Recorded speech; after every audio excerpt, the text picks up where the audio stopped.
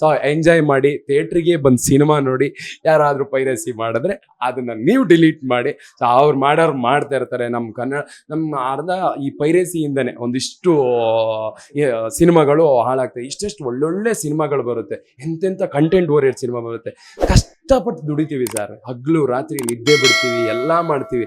ಯಾರೋ ಒಬ್ಬ ಶೂಟ್ ಮಾಡಿ ಹಾಕ್ಬಿಡ್ತಾನೆ. ನಮ್ಮೆಲ್ಲರೂ ಬೆವರು, ನಮ್ಮೆಲ್ಲರೂ ಶ್ರಮ, ನಮ್ಮೆಲ್ಲರೂ ಕಷ್ಟ. ಅದಕ್ಕೆ ಅಂದರೆ ನಾವು ಈ ಕಡೆ ಈಗ ಒಳ್ಳೆ ಬಟ್ಟೆ ಹಾಕ್ಕೊಂಡು ಒಳ್ಳೆ ಶೂ ಹಾಕ್ಕೊಂಡಿರೋದು ಮಾತ್ರ ಕಾಣಿಸುತ್ತೆ.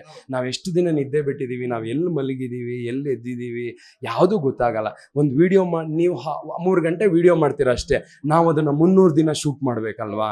ಸೊ ತುಂಬ ಕಷ್ಟ ಇರುತ್ತೆ. ಪ್ರೊಡ್ಯೂಸರು ಎಲ್ಲೋ ಬಂಡವಾಳ ಹಾಕಿರ್ತಾರೆ, ಎಲ್ಲರೂ ದುಡ್ಡಿರೋರೇ ಹಾಕಲ್ಲ. ಏನೋ ಒಂದು ಆಗುತ್ತೆ ಅನ್ನೋದು ಸಾಲ ಮಾಡಿ ಹಾಕ್ತಾರೆ, ಬಡ್ಡಿಗೆ ಸಾಲ ತಂದು ಹಾಕ್ತಾರೆ, ಎಲ್ಲ ಮಾಡ್ತಾರೆ. ತುಂಬ ಕಷ್ಟ ಇದೆ ಸರ್. ಇದು ಒಂಥರ ಕೃಷಿ ಇದ್ದಂಗೆ. ನಾವು ತುಂಬ ಬೆಳೆ ಬಂದರೆ ಬಂತು, ಬಂದಿಲ್ಲ ಅಂದರೆ ಬಂದಿಲ್ಲ ಅಲ್ವಾ. ನೀರಲ್ಲಿ ಹೋಮ ಮಾಡ್ದಂಗೆ ತುಂಬ ಕಷ್ಟಪಡ್ತಾರೆ. ನಾನು ಹೇಳೋದಂದರೆ ಪೈರಸಿ ನಿಲ್ಲಿಸಿ ದಯವಿಟ್ಟು. ನಾವೆಲ್ಲ ಅದರಿಂದ ಅನ್ನ ತಿಂತೇವೆ. ನನ್ನಂಥ ಸಾವಿರಾರು ಕೋಟ್ಯಾಂತರ ಕಲಾವಿದರು ಈ ಸಿನಿಮಾ ಇಂಡಸ್ಟ್ರಿ, ಕಲಾವಿದ ಮಾತ್ರ ಅಲ್ಲ, ಸಿನಿಮಾ ಇಂಡಸ್ಟ್ರಿನ ಇದು ಮಾಡಿರೋ ಮೇಕಪ್ ಮ್ಯಾನ್, ಕಾಸ್ಟ್ಯೂಮರು, ಅದಾದ್ರ ಮೇಲೆ ಆರ್ಟಿಸ್ಟ್ಗಳು, ಪ್ರೊಡಕ್ಷನ್ನು, ಊಟ ಬಡಿಸೋರು, ಸ್ಮೋಕ್ ಹಾಕೋರು, ಲೈಟ್ ಹಿಡಿಯೋರು, ಪ್ರತಿಯೊಬ್ಬರು ಇದೊಂದು ದೊಡ್ಡ ಕಾರ್ಖಾನೆ ಇಂಡಸ್ಟ್ರಿ ಅನ್ನೋದು. ಇದನ್ನ ನಂಬ್ಕೊಂಡು ತುಂಬ ಜನ ಬದುಕ್ತಾ ಇರ್ತಾರೆ. ನೀವು ಯಾವುದೋ ಒಂದು ನಿಮ್ಮ 10 ರೂಪಾಯಿ, 20 ರೂಪಾಯಿ, 100 ರೂಪಾಯಿಗೆ ಒಬ್ಬ ಪ್ರೊಡ್ಯೂಸರ್ ಲಾಸ್ ಆದರೆ ಅವ್ನು ಯಾವತ್ತೂ ಸಿನಿಮಾ ಮಾಡಲ್ಲ. ಎಷ್ಟೋ ಜನರು ಕೆಲಸ ಕಸ್ಕೊಂಡಂಗೆ ಆ ಶಾಪ ಅವ್ರನ್ನ ಬಿಡಲ್ಲ. ಬಟ್ ಅವ್ರಿಗೆ ಗೊತ್ತಾಗಲ್ಲ, ಅದನ್ನೆಲ್ಲ ಮಾಡ್ತಾರೆ. ದಯವಿಟ್ಟು ಮಾಡಬೇಡಿ. ನಾವೆಲ್ಲ ಸಿನಿಮಾನೇ ನಂಬ್ಕೊಂಡು ಬಂದವರು. ನಮಗೆ ಸಿನಿಮಾ ಬಿಟ್ಟರೆ ಬೇರೆ ಏನಿಲ್ಲ. ನಮಗೆ ಎಕ್ಸ್ಟ್ರಾ ಪರ್ಸನಲ್ ಬಿಸ್ನೆಸ್ ಅಥವಾ ಏನಿಲ್ಲ. ನಾವು ಹಳ್ಳಿಯಿಂದ ಕಲಾದೇವಿನ, ಕಲಾ ಸರಸ್ವತಿನ ನಂಬ್ಕೊಂಡು ಬಂದಿದ್ದಾರೆ. ಅವಳು ನಮ್ಮನ್ನು ಕೈ ಹಿಡ್ದಿದ್ದಾರೆ. ಹಾಗೆ ನೀವು ಕೈ ಹಿಡ್ದಿದ್ದೀರ. ಆಡಿಯನ್ಸ್ ಅವ್ರನ್ನ ಮಾತ್ರ ಮರೆಯಂಗೆ ಇಲ್ಲ. ಇವತ್ತೇನಾದರೂ ಒಂದು ತುತ್ತು ಅನ್ನ ತಿಂತೀವಿ ಅಂದರೆ ಆ ಪ್ರತಿಯೊಂದು ಅಗಳಲ್ಲೂ ಪ್ರತಿಯೊಬ್ಬ ಆಡಿಯನ್ಸ್ ಹೆಸರಿದೆ. ಅವ್ರು ಕೊಟ್ಟಿರೋ ಭಿಕ್ಷೆ, ಅವ್ರು ಹಾಕಿರೋ ಭಿಕ್ಷೆ ಪ್ರತಿದಿನ ನಾವು ಕಣ್ಣಿಗೆ ನಮ್ಮ ಟಿ ವಿಲಿ ನಮ್ಮನ್ನು ನೋಡಿ ಚೆನ್ನಾಗಿ ಮಾಡ್ತಾನಪ್ಪ ಅಂತಾರಲ್ಲ, ಅವ್ರುಗಳನ್ನ ನೆನ್ಸ್ಕೊಂಡು ಕಣ್ಣಿಗೆ ಹೊತ್ಕೊಂಡು ಅನ್ನ ತಿನ್ಬೇಕು ನಾವು. ಸೊ ಅವರು ನಮ್ಮನ್ನು ಬದುಕಿದ್ದಾರೆ. ಅವ್ರ ಮಧ್ಯೆ ಕೆಲವೊಂದು ಕ್ರಿಮಿ ಈ ಥರ ಪೈರೇಸಿ ಮಾಡೋರು ದಯವಿಟ್ಟು ಮಾಡಬೇಡಿ. ರಿಕ್ವೆಸ್ಟ್. ನಾವು ಇಷ್ಟು ಕೇಳ್ಕೊಂಡಿದ್ದೀವಿ, ಇನ್ನೇನು ಮಾಡೋಕ್ಕಾಗಲ್ಲ ಅಷ್ಟೇ. ನನಗೆ ಅನಿಸಿರೋದು.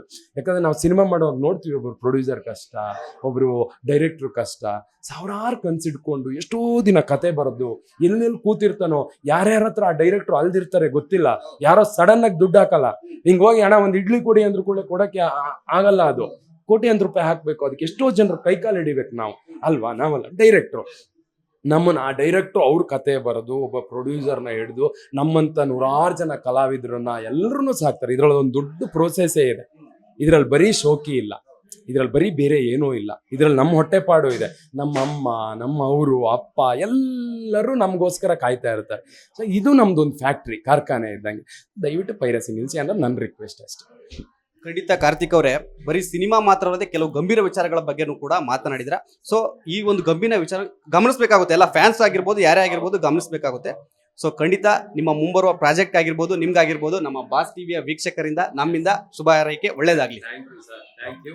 And save nature and save tiger. So ನಾನು ಯಾವಾಗಲೂ ಹೇಳ್ತಾ ಇರ್ತೀನಿ, ಒಂದು ಟೈಗರು, ಆಮೇಲೆ ಜೇನುಹುಳ ಈ ಪ್ರಪಂಚಕ್ಕೆ ತುಂಬ ಇಂಪಾರ್ಟೆಂಟು. ಮರ ಗಿಡ ಉಳಿಸಿ, ಸಾಧ್ಯವಾದರೆ ವರ್ಷಕ್ಕೆ 1 ಗಿಡ ನಡಿ. ಮುಂದೆ ತುಂಬ ದೊಡ್ಡ ಕಾಡಾಗಿ ಬೆಳೆಯುತ್ತೆ. ನಾವು ಕಡಿಯೋದು ಮಾತ್ರ ನೋಡ್ತೀವಿ, ಅದನ್ನು ಉಳಿಸಿ ಅನ್ನೋದು ನನ್ನ ರಿಕ್ವೆಸ್ಟ್. ನಿಮ್ಮ ರಿಕ್ವೆಸ್ಟ್ ಅನ್ನ ಪ್ರತಿಯೊಬ್ರು ಕೂಡ ಪಾಲಿಸ್ಬೇಕು. ಅಟ್ಲೀಸ್ಟ್ ಮಾಡ್ತಾ ಹೋಗ್ಬೇಕು, ಬೇರೆಯವ್ರಿಗೆ ಹೇಳ್ತಾ ಹೋಗ್ಬೇಕು. ಮೊನ್ನೆ ಅಲ್ಲೊಂದು 5 ಟೈಗರ್ನ ಸಾಯಿಸ್ಬಿಟ್ರು ಅಲ್ವಾ. ಆ ಟೈಗರ್ನ ಕಾಪಾಡಕ್ಕೆ ಎಷ್ಟೊಂದು ಜನ ಫಾರೆಸ್ಟ್ ಆಫೀಸರ್, ಎಷ್ಟೊಂದು ಜನ ಗಾರ್ಡ್ಸು ಹಗ್ಲು ರಾತ್ರಿ ಈ ಮಳೆಯಲ್ಲೂ ಫಾರೆಸ್ಟ್ ಸುತ್ತಾಡ್ತಾ ಇರ್ಬೇಕು. ಅವರು ನಾನು ತುಂಬಾ ಹತ್ತಿರದಿಂದ ನೋಡಿ. ನನ್ನ ಫ್ರೆಂಡ್ ಒಬ್ರು ಫಾರೆಸ್ಟ್ ಆಫೀಸರ್ ಇದ್ದಾರೆ. ಸೊ ಅವ್ರ ಜೊತೆ ಇದ್ದು ನಾನು ನೋಡಿದ್ದೀನಿ. ಅವ್ರು ರಾತ್ರಿ ಮಲಗಲ್ಲ, ಕಾಡೆಲ್ಲ ಸುತ್ತಾಡ್ಬೇಕು. ಅವ್ರಿಗೆ ಎಷ್ಟೊತ್ತಿಗೆ ಅವ್ರ ಜೀಪಲ್ಲಿ ಹೋಗೋಷ್ಟೊತ್ತಿಗೆ ಆನೆ ಅಟ್ಯಾಕ್ ಮಾಡಿದ್ರೆ ಏನೂ ಇಲ್ಲ. ಅವ್ರಿಗೇನು, ಅವ್ರ ಮನೇಲಿ ಆರಾಮಾಗಿರ್ಬೋದು, ಬಟ್ ಅವ್ರು ಸುತ್ತಾಡಿ ಕಾಡನ್ನು ಕಾಪಾಡ್ತಾರೆ. ಸೊ ಅದಕ್ಕೆ ಯಾವುದೋ ಕಾರಣಕ್ಕೆ ಸಾಯಿಸ್ಬೇಡಿ. ಯಾವುದೇ ಪ್ರಾಣಿ ಈ ಟೈಗರ್ನೆಲ್ಲ ಸಾಯಿಸ್ಬಿಟ್ರೆ ಮುಂದೆ ನಾವೇ ಅನುಭವಿಸ್ಬೇಕು. ನಾವು ಅನುಭವಿಸಿಲ್ಲ, ಅಟ್ಲೀಸ್ಟ್ ನಮ್ಮ ಮಕ್ಕಳಾದರೂ ಅನುಭವಿಸ್ತಾರೆ ಅಲ್ವಾ. ಸೊ ಅದಕ್ಕೆ ನಮ್ಮ ನೇಚರ್ನ ಆದಷ್ಟು ಕಾಪಾಡೋಣ. ಆದಷ್ಟು ಪ್ಲಾಸ್ಟಿಕ್ ಅದು ಇದನ್ನೆಲ್ಲ ಹಾಕೋದು. ಸೊ ಪ್ಲಾಸ್ಟಿಕ್ ಯೂಸ್ ಮಾಡದೇ ಇರೋದು ಕಷ್ಟನೇ, ಅಷ್ಟು ಅಡಿಕ್ಟ್ ಮಾಡಿಬಿಟ್ಟಿದ್ದೀವಿ. ಬಟ್ ನಾವು ಅಲ್ಲೆಲ್ಲೋ ಹಾಕೋ ಬದಲು ಅದನ್ನೊಂದು ಕಡೆ ಹಾಕ್ಕೊಂಡು, ನಾವು ಮೊನ್ನೆ ಯಾವುದೋ ಚಿಕ್ಕಮಂಗ್ಳೂರಲ್ಲೊಂದು ಬೆಟ್ಟಕ್ಕೆ ಹೋದ್ವಿ ಸರ್. ಸೊ ಬೆಟ್ಟಕ್ಕೆ ಹೋಗಿ ಅಲ್ಲಿಂದ ವಾಪಸ್ ಬರೋಕೆ ನಾನು ಇಷ್ಟು ಕಸ ಹಿಡ್ಕೊಂಬಂದ್ವಿ. ಜನಕ್ಕೆ ನೀರ್ ಬಾಟ್ಲು ತಗೊಂಡೋಗಾಗ ಅದು ಎಷ್ಟು ವೆಯ್ಟ್ ಇರುತ್ತೆ, ಒಂದ್ ಕಿಲೋ ಇರುತ್ತೆ, 1 ಲೀಟ್ರು ವಿತ್ ವಾಟ್ರು. ಅಲ್ಲಿಗೆ ಹೋದಾಗ ನೀರ್ ಖಾಲಿಯಾಗಿರುತ್ತೆ. ಬರೋಷ್ಟೊತ್ತಿಗೆ ಅದೊಂದು 50 ಗ್ರಾಮ್ ಬಾಟ್ಲನ್ನ ವಾಪಸ್ ತರಲ್ಲ ನಾವು, ಅಲ್ಲೇ ಬಿಸಾಕ್ ಬರ್ತೀವಿ. ದಯವಿಟ್ಟು ನೇಚರಿಗೆ ಹೋದಾಗ ಆ ಥರ ಪ್ಲಾಸ್ಟಿಕ್ಗಳು ಹಾಕೋದು, ಇನ್ನೊಂದು ಯಾವುದೋ ಟೈಗರ್ನ ಇದನ್ನ ಮಾಡೋದು, ಅಂಟ್ ಮಾಡೋದು, ಇದೆಲ್ಲ ಬೇಡ.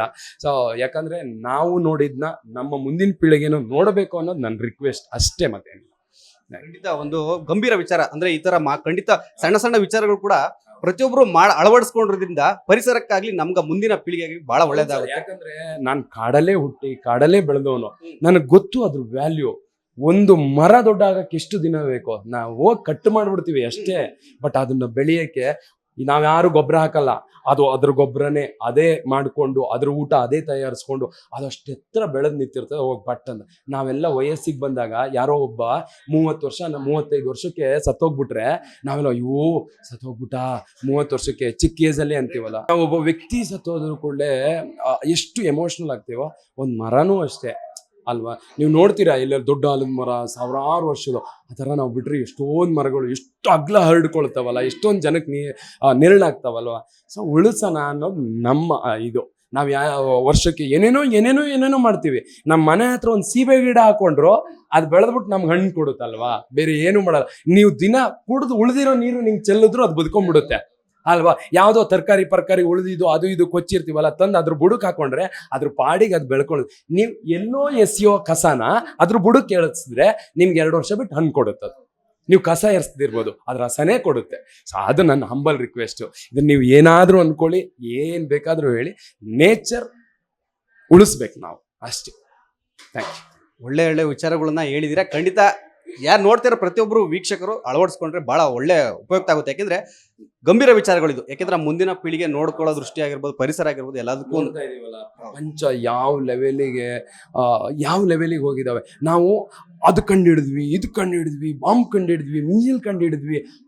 ಪರಿಸರ ಕಾಪಾಡೋದು ಹೆಂಗಂತ ಕಂಡಿಡ್ಕೊಂಡ್ಬಿಟ್ರೆ ಮೋಸ್ಟ್ಲಿ ಇದು ಯಾವುದು ಬೇಡ ಅನ್ಸುತ್ತೆ ನನ್ನ ಪ್ರಕಾರ. ನಾವು ಉಳ್ಸಕ್ ನೋಡ್ಬೇಕು, ಎಲ್ಲವನ್ನು ಉಳಿಸಕ್ ನೋಡಬೇಕು, ಕೆಡಗಕ್ ನೋಡ್ಬಾರ್ದು. ನಾನು ಯಾರೂ ಅಲ್ಲ ಇಲ್ಲಿ, ನಾನು ಇರೋದು ಓನ್ಲಿ ಟೋಟಲಿ ಒಬ್ಬ ಮನುಷ್ಯನ ಆಯ್ಸ್ 100 years ಅಂದ್ರೆ ಇದ್ರ ಮುಂದೇನಿಲ್ಲ. ಭೂಮಿ ಹುಟ್ಟಿ ಕೋಟ್ಯಾಂತರ ವರ್ಷ ಆಯ್ತು, ಈ ಕೋಟ್ಯಾಂತರ ವರ್ಷ ಭೂಮಿ ಇರುತ್ತೆ.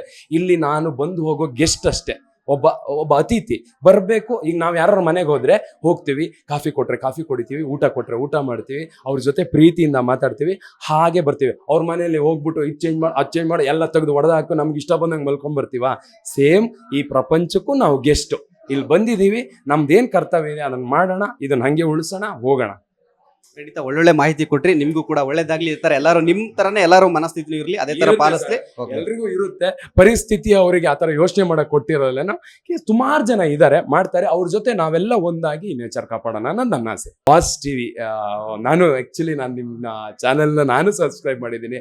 ಸೊ ತುಂಬಾ ಚೆನ್ನಾಗಿರುತ್ತೆ ಕಂಟೆಂಟ್, ಒಳ್ಳೊಳ್ಳೆ ಕಂಟೆಂಟ್ ಕೊಡ್ತೀರಾ. ಸೊ ಈ ಸಮಾಜಕ್ಕೆ ಬೇಕಾದ ಎಷ್ಟೋ ಜನಕ್ಕೆ ಒಳ್ಳೊಳ್ಳೆ ಮಾಹಿತಿಗಳನ್ನು ಕೊಡೋ ಕೆಲಸ ನಿಮ್ಮಿಂದ ಆಗ್ತಾ ಇದೆ. ಸೊ ನಿಮ್ಮ ಟಿವಿ ಇನ್ನೂ ಸಕ್ಸಸ್ ಆಗಲಿ, ನಿಮ್ಗೆ ಇನ್ನೂ ಒಳ್ಳೇದಾಗಲಿ. All the best Boss TV. Thank you so much. Latest ಹಾಗೂ ಇಂಟ್ರೆಸ್ಟಿಂಗ್ ಸುದ್ದಿಗಳಿಗಾಗಿ ಬಾಸ್ ಟಿವಿ ಕನ್ನಡ ಚಾನೆಲ್ನ ಸಬ್ಸ್ಕ್ರೈಬ್ ಮಾಡಿ, ಹಾಗೆಯೇ ಬೆಲ್ ಐಕಾನ್ ಪ್ರೆಸ್ ಮಾಡಿ. ಇದರ ಜೊತೆಗೆ ಫೇಸ್ಬುಕ್, ಇನ್ಸ್ಟಾಗ್ರಾಮ್, ಎಕ್ಸ್ನಲ್ಲೂ ಮಿಸ್ ಮಾಡದೆ ಫಾಲೋ ಮಾಡಿ.